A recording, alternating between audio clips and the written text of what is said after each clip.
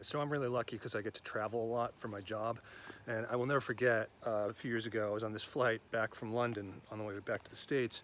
And I was sitting next to this guy who had been on one of those trips where you go to Europe for like 7 days and you see like 6 capital cities or something like that.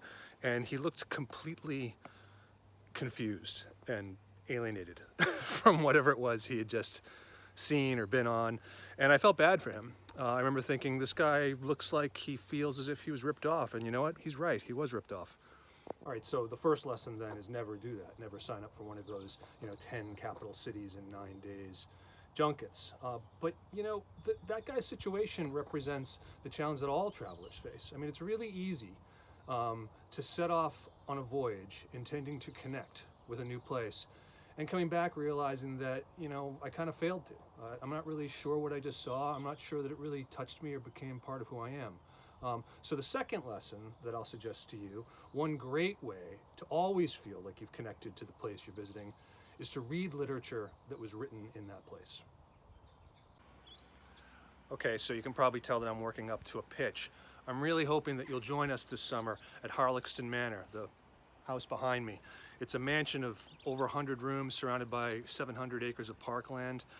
And for the past several years, ASU students have come here in the summer for 5 weeks to discover England through its literature. Our course is called Reading England's Literary Landscapes. And each week we'll read a major work of British literature and then travel to some place in the UK that's really connected with that work.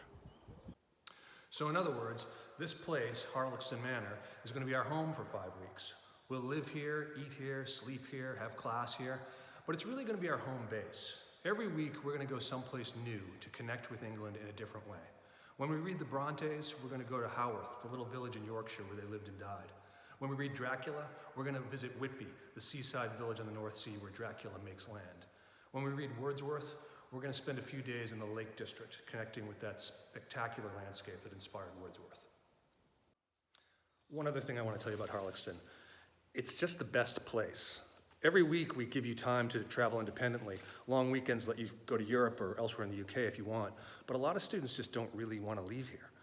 The course carries 6 credits, all majors are welcome, and if you're interested in the course, I hope that you'll contact me through the email address on your screen.